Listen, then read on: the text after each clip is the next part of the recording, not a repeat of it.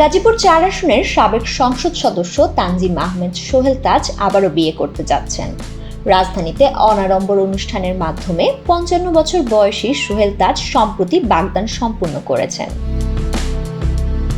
রোববার ধানমন্ডিতে নিজের ফিটনেস সেন্টার ইন্সপায়ারে তার ফিটনেস সেন্টারের ট্রেনার শাহনাজ পারভিন শিমুর হাতে আংটি পরিয়ে বাগদান সম্পূর্ণ করেন সোহেল তাজ। এটি হবে তার দ্বিতীয় বিয়ে।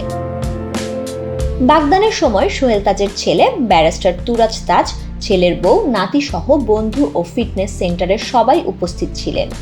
ফেসবুকে ছড়িয়ে পড়া একাধিক ভিডিওতে দেখা যায় সোহেল তাজ অনেকটা ফিল্মি স্টাইলে হাঁটু গেড়ে বসে কনের হাতে আংটি পরিয়ে দেন।